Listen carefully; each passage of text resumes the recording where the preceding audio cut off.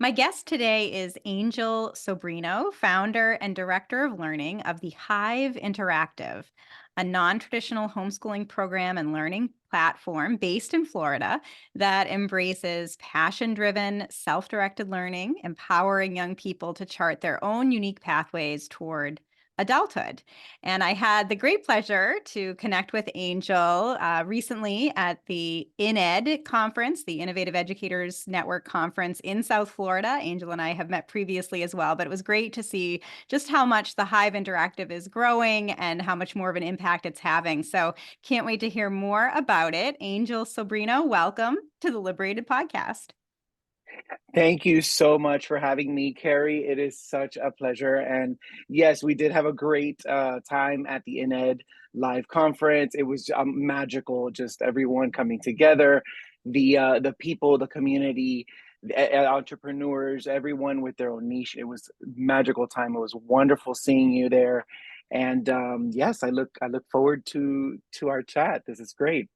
Yeah, there is something very, very special happening in South Florida. The INED founders, especially Shireen Radigan, calls it an educational renaissance, and I think that's absolutely correct. And that Renaissance spirit is emanating to other cities and towns across the US, but there's something particularly special about the epicenter there in South Florida. So glad to have you here to talk more about that. And I'm sure you feel that energy as a founder exploring innovative alternative education models in your area. So let's start there then, Angel, of how you got interested in education in the first place, because this wasn't sort of your initial career path. It really was prompted by parenthood.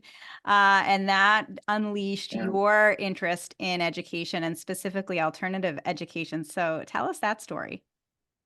Yes, Carrie, parenthood, it changes you a little bit, right? I honestly, but when I found out I was going to be a dad, it really just kind of sparked and that fuel that I once had as a younger person to kind of just finish my degree. That's where my education and my parents and all that kind of upbringing led me. And so it really did just kind of was like, hey, you got to get your degree, and just that was my upbringing. And I struggled quite a bit, but made ends meet, and I did what I had to do and graduated, and immediately started working as a teacher because I knew one day my child was going to grow up, and I wanted to just remain as close as I can and as impactful as I can, and I loved being around kids, so it was all kind of a nice chain of events that happened there and led me to pursue education. It was definitely a roller coaster ride and a transition, but a fun one and a very rewarding one. So tell us a little bit more about that teaching role. What were you doing? Was it in a public school, private school? What was that first entry point for you into education as a teacher? That entry point, that first teaching job, it was at a private school, Central Florida. It was a new school, kind of a newer philosophy. It had a religious kind of backbone. It was a Christian backbone on the school, but very non-denominational when it came to the services that they were really trying to provide. And it was a very neurologically diverse group of kids, and there was a huge demand for this more one-on-one personalized type of service that they weren't getting in the public environment, in the Hmm. public school system. Okay, so then what happened next? Where did you go from that teaching role? So that teaching role really, I was teaching STEM with art, and it was all levels, K through 12. And I really just developed a passion for teaching all ages.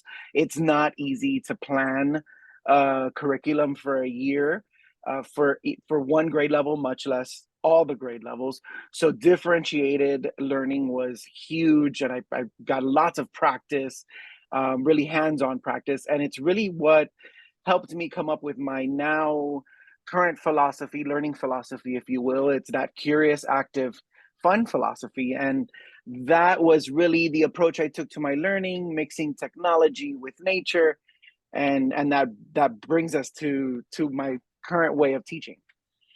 Yeah, and it might be worth noting, Angel, that at this Innovative Educators Network conference that we just concluded in South Florida, there was a showcase or like an exhibitor area for all of the, or for many of the schools, micro schools, learning pods, homeschooling collaboratives in the greater Fort Lauderdale area. And you were one of those exhibitors as well as a presenter Mm. at the conference. And a unique thing that you did was hand out roses to passersby to get them curious about where that rose came from. I wonder if you can share a little bit about that tactic or that approach, and how it ties in to your larger educational philosophy, because that was the goal, was to sort of pique passersby's interest and have them come over and learn more. So tell us about that.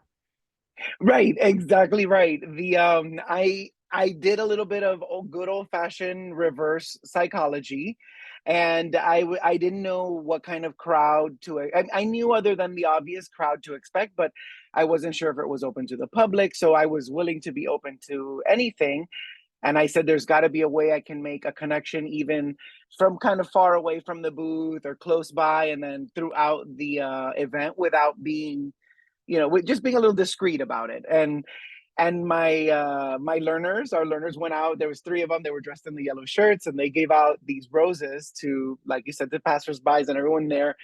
And the idea was that they got to find out where this rose came from, come find us.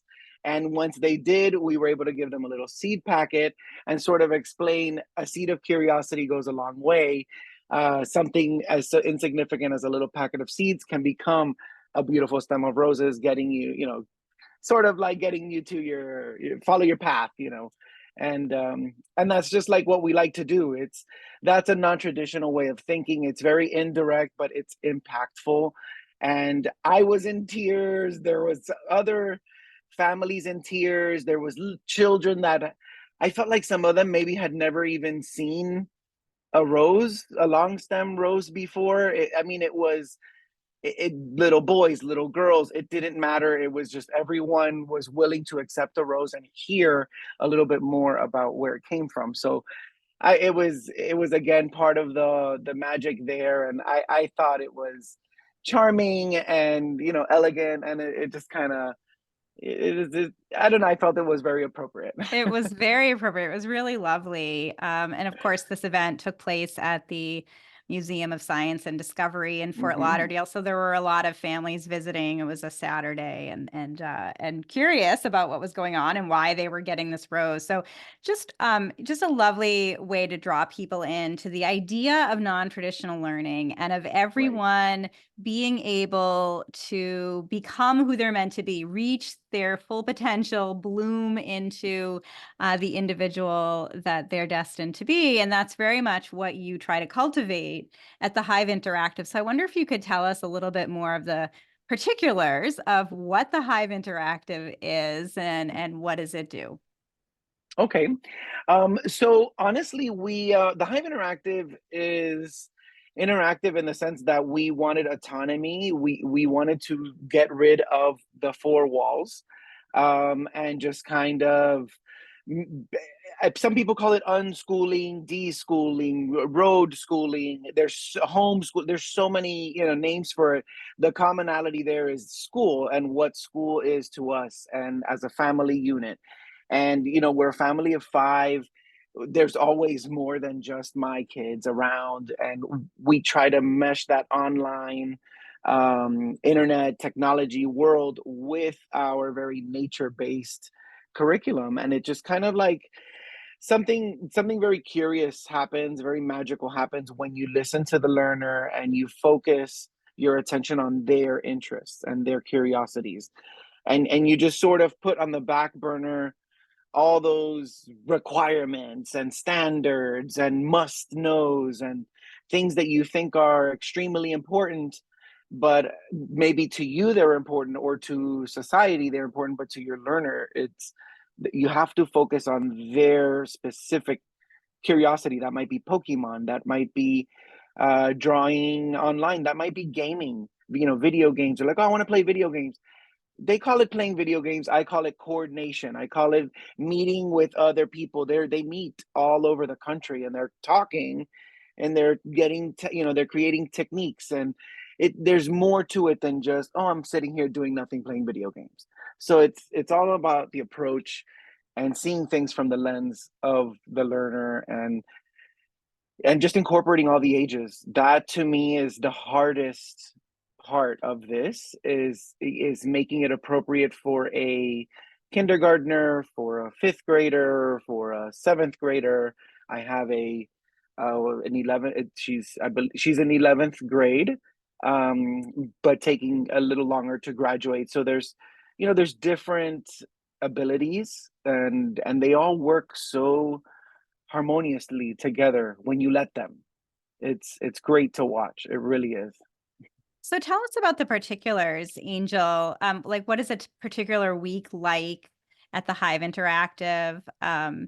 It sounds like it's mostly online. You do one-on-one tutoring as well. I guess what is a typical week like for a learner in the Hive Interactive?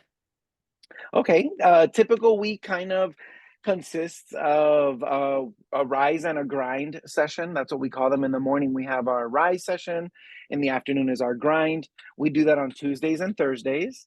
And that is online. We have Socratic meetings for some families who like to just wake up and have their coffee, brush their teeth, similar to a meeting like we're having right now, but it's getting ready and hey, what did you do? What are you going to do to make the world a better place today? And do you want to go set up this recycling unit? Do you want to set up a book drive? And they talk about these cool ways to kind of just start the day and again, learner led. It's coffee talk, but for kids, and they do that twice a week as well. Aside from those Tuesday, Thursday online meetings, we spend the other days kind of just satisfying those curiosities. So if that might look like going to a museum, going to a local garden, we love visiting farms. I love incorporating marine life whenever we can. So lots of swimming, lots of in Florida, we get to go to the beach all the time, so all year long. So that's we're having a stressful day. It's not uncommon to just throw out the what we had ready to go and just say, hey, let's go plant some stuff. Let's go to Home Depot and get some plants and do an herb garden. And we got to brush up the greenhouse. They run a greenhouse. They want to make their own sauce. And this is a goal that these learners have, and it's cool. They're like, oh, we're gonna have to start growing pepper, and they're into there's like 6 different types of pepper. I had no clue. And they're just like, we have to find the one that is the least spicy because they don't like the spice, but pepper is an ingredient. So it's wonderful. There's nothing typical about a week here.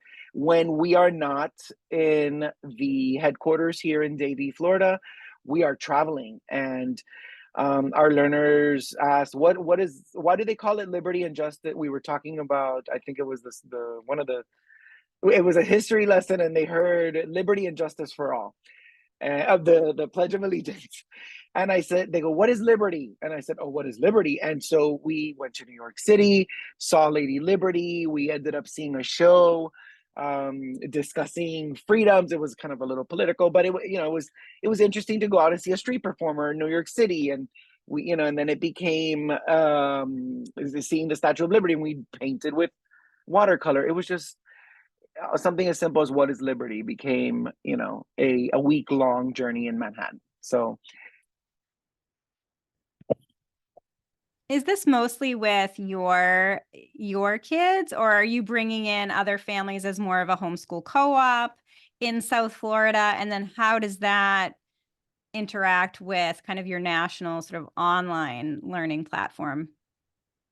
so it's a little unorthodox the way it's working out because we have such a wide kind of reach. I have learners in Key West and I have learners in Vermont. So and everywhere in between. Virginia, we have one in Texas. We had in California, they moved, those are the ones that moved to Texas. So it's sort of, it's odd, but because they're so spread out, but it's given me a reason to kind of partner with those states and become providers for their class wallets and partner with their scholarships, because I don't feel right accepting money from a family when there's a grant or a scholarship or a way for them to facilitate this kind of privatized type of education, personalized education. And so what does that look like? I mean, I think about Vermont, they don't have school choice policies. Texas has been Right. trying to get it passed and not very successful. So I guess how is it working at the moment? So if specifically those two states in Texas and in Vermont, they self-pay for tutoring. They do a little bit of part-time tutoring just to stay active, but what they mostly involve themselves with at the Hive is our we go on these eco adventures with a nonprofit called Miles for the Minds. And they help us do like basically collecting miles on family road trips and that type of thing. And So families they're are doing this separate, but the platform is sort of facilitating that kind of larger curriculum and community, That is what is in the works right now, correct. right? I'm trying to get a more organized platform where it's a little more user friendly. We just had our website updated, so that's kind of getting brushed up, and it's a lot happening all at once. And at the same time, I am still, one parent works full time. I work full time running this, running all the organizations, and I teach and I tutor, and it's a busy, but it's a good busy, and it's so much more rewarding than dealing with a lot of the bureaucracy and tape that I had to deal with before. Yeah. It's liberating. Yeah, and it sounds like, particularly with the expansion of school choice policies in many states, that your desire to sort of connect with families that have access to that education funding will help you to reach more families nationally and kind of Right. build out that platform. I wonder if you can tell us about your vision there.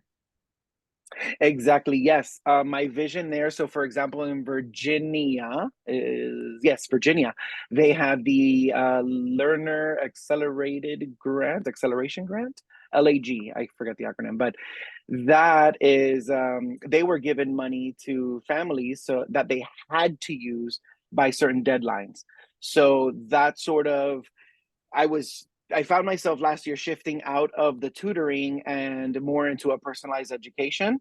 But then when this happened in Virginia, there was such a huge demand for tutors that I was like, how can I it was just a bombardment of emails and phone calls.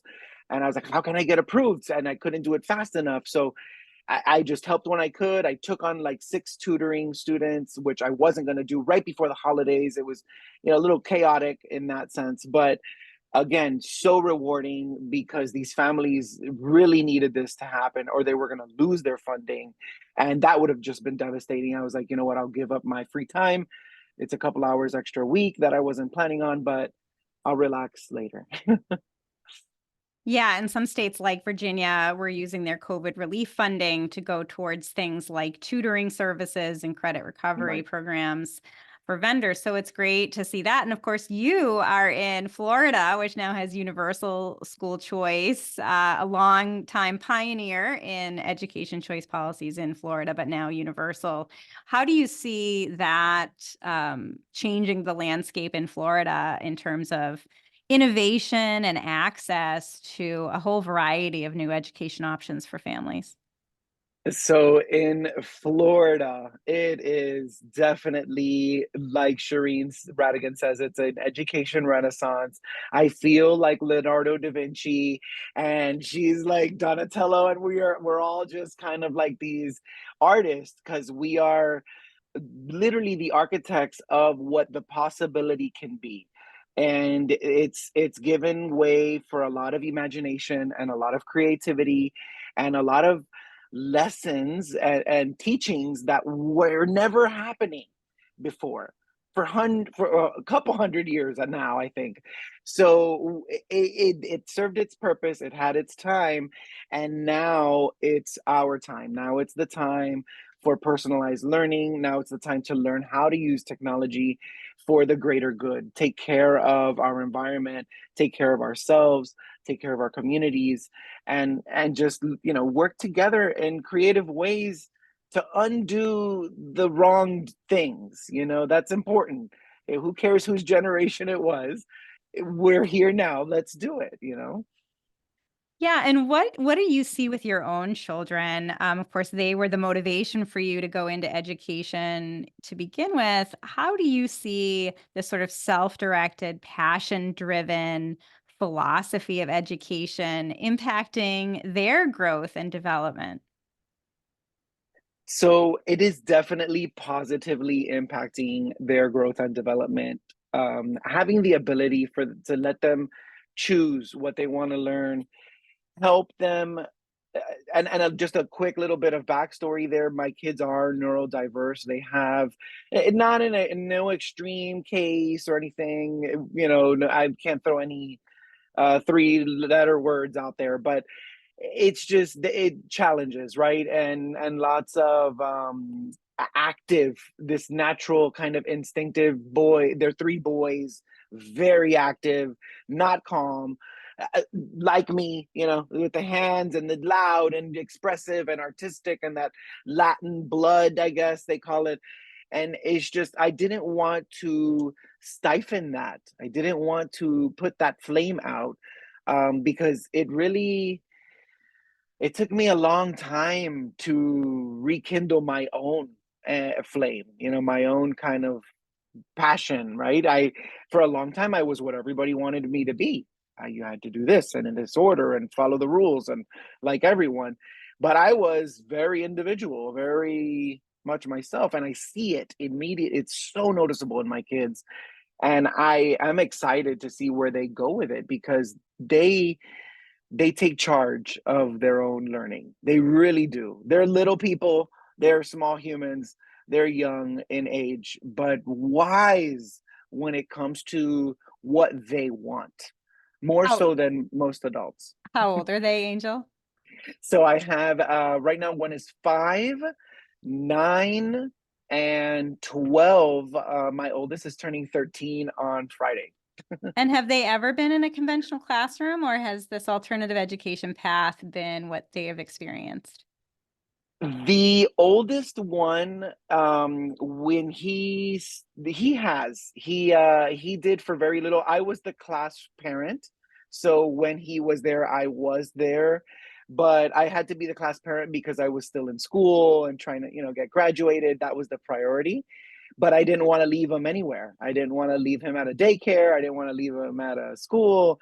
So I was like, I can read in the back of the classroom while you guys, sing and whatever it is, but I would see things that were wrong Hmm. while I was there, and I was like, why don't they just let them play? Why don't they just let them drink the water right now? Why don't they need to use the restroom? Why do they have to wait in line? Like, just go. There was all these kind of mechanisms in place to make them very complacent, follow all the rules, which, okay, for safety, I understand, rules in place, fine, but we're talking about going to the bathroom, going to recess, and I needed some fresh air. I like this. There's too many kids in here, and I have anxiety. And they didn't, they couldn't do anything about it because you're in these four walls until whatever. So I just saw so many things wrong, and I helped beautify playgrounds, and I would coordinate field trip. I was like anything to get them to have fun and get out of those four walls, and all of that just sort of led this philosophy of learning through learners' passions, through their interests, and here we are.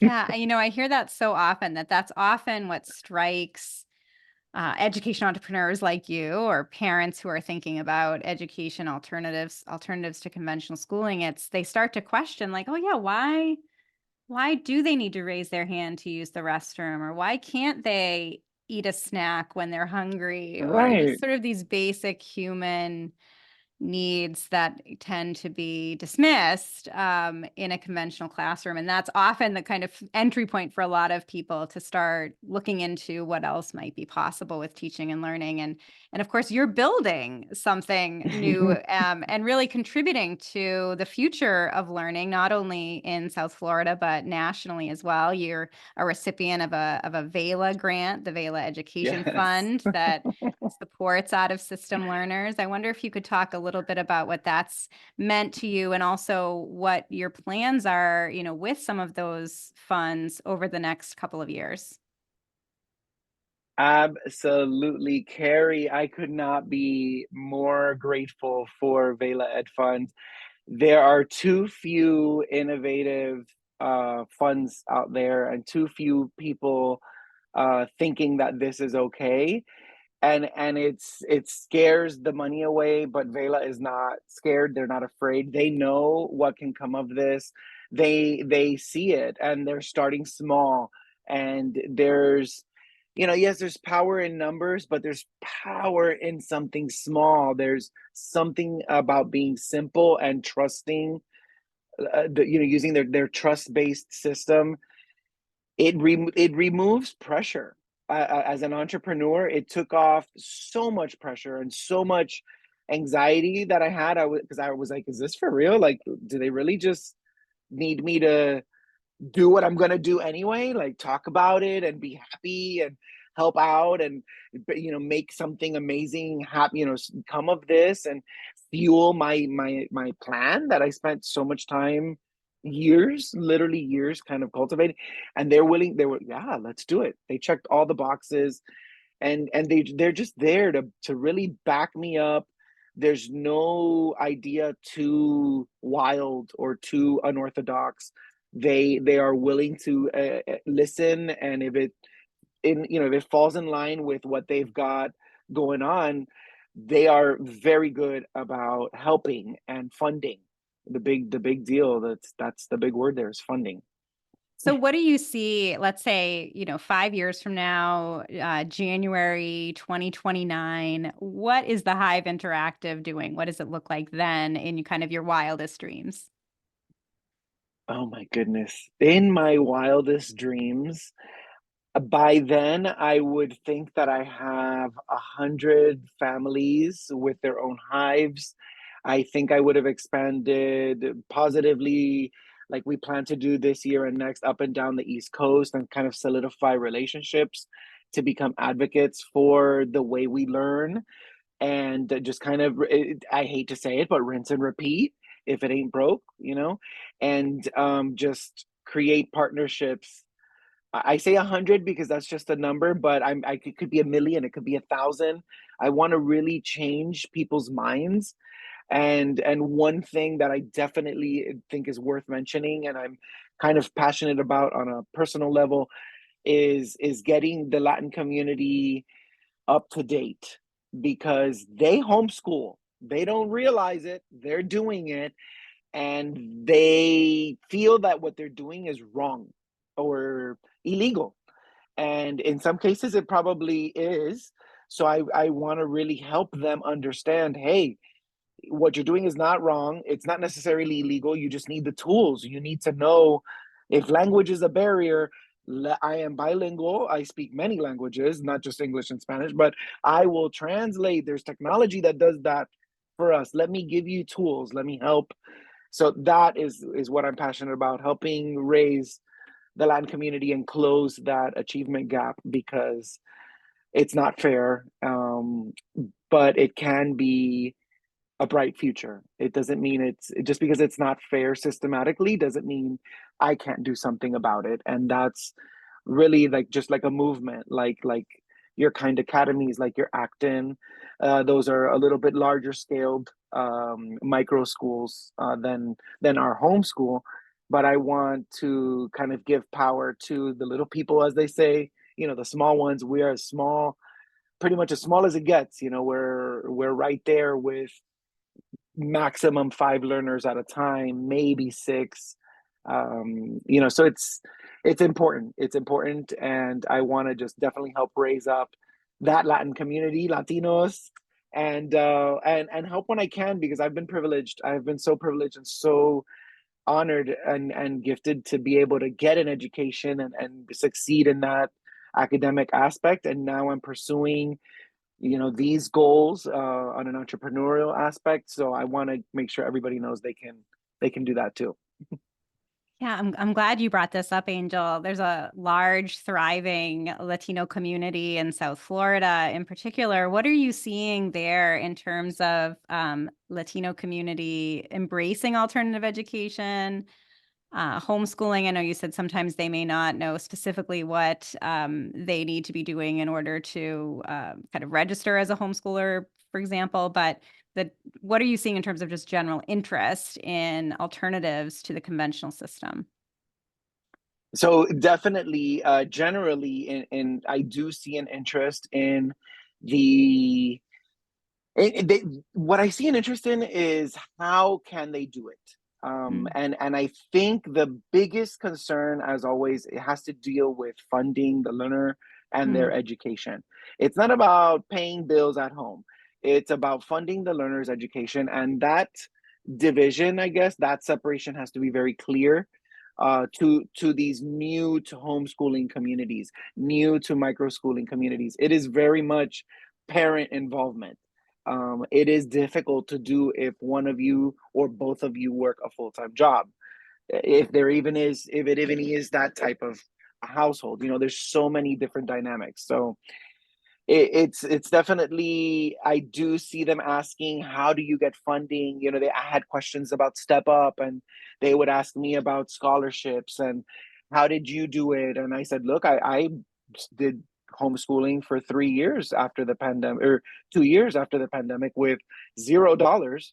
My kids didn't have a Step Up. There was no PEP program or anything like that. I right, My wife worked full time and I had to tutor. So it's, right.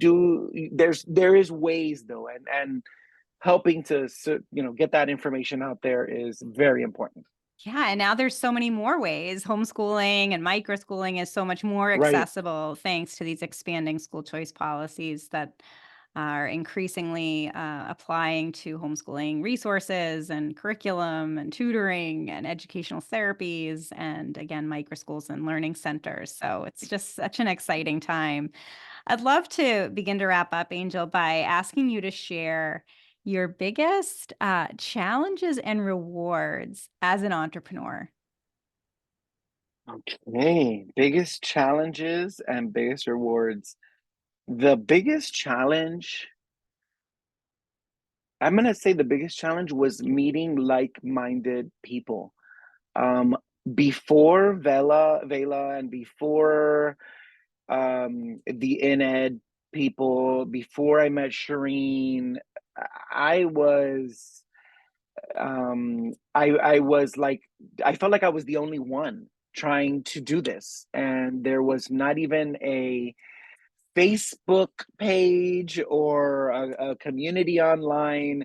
All that is very, very new technology, pushed mostly because of the pandemic, and with the purpose and of organizing education to the masses. And I finally was like, okay, I think people aren't understanding. There's doing school at home because you can't have your kids in a building due to a disaster. And then there's homeschooling. And it's something completely else. It's something completely different. And that was the challenge, was being alone for a while. But then that also brings me to my biggest reward, was I'm gonna cry now. See, I can't. I have met some of the most amazing folks. These people care about humans. They care about humanity. It's something sounds so silly and so basic, but it's what I needed. I was not around people that cared about other humans for such a long time in education, and it was frustrating as a new teacher. It was frustrating as a new dad. It was just frustrating, and I was like, we need to get out of here and just not deal with this. And it was road trip and drive around, everything's closed anyways, let's go see Las Vegas, and let's go see all these, because nobody was there was nobody on the road, nobody was doing anything. Let's just do it. And that year or two following COVID, everything just sort of turned into what you see now, where people believe in different ways of learning and personalized education is the way to go. We have computers and technology that do the algebra for us now. Let's let's put what algebra, the answers of the algebra, let's see what that can do for humanity. Let's put those to good use. Let's do something with what we've learned. Are you optimistic, Angel? Do you feel like the future of education is going to become more human-centered, and more personalized? As this grows, as this movement gets bigger, and as this tsunami just takes over this country and the others, because this is not the only country where this is going on. We As this becomes more and more accessible, not just in big cities like or big counties, as let's say like Broward County, Fort Lauderdale, not just big ones like that, but even in small rural towns, anywhere on the planet. I mean, you can pretty much get internet all over now. That's what you need to access the information, and then what you do with it. I mean, just imagine if you connect a bunch of learners in this worldwide network that way. Something magical can happen. I think the world will be a better place. I am definitely optimistic that we are finally learning how to use technology to our advantage, and just everybody's got to chill. Everybody's got to relax. Everybody's got to take a breath and just live and let live. And there's more than one way to do things, and this is worth mentioning. It's worth looking into. It's worth trying, and just I am definitely optimistic for the future. I love that. I am also very optimistic for the future and so inspired from seeing what's happening with all of you down in South Florida and just the joy and energy emanating from there. Spectacular. So, Angel, what is the best way for my listeners and viewers to learn more about the Hive Interactive and connect with you? Absolutely, the best way for your viewers and all learners out there to kind of get to know us a little better, visit us online. Our website is thehiveinteractive.org. We update it regularly. You'll have everything there, from events in the past to events in the future, course catalogs, membership registrations. There's also a little bit of information on there about starting your own hive. And this year we will be awarding a grant to one family of $2,024 so that they can start their own homeschool, and hopefully start their own hive, and just kind of help them with the grant writing process and get all those wheels turning for them. And here's a website, and use these resources, and just kind of get that going, one family this year, and then we will we'll get into hopefully more. I want to see that kind of domino effect, chain reaction happen, and we're excited. We're very excited. Well, it sounds wonderful and looking forward to following your progress and growth over the coming years. Angel Sobrino, thank you so much for being on the Liberated podcast. Thank you, Carrie. You have a wonderful one. Thank you so much for having me.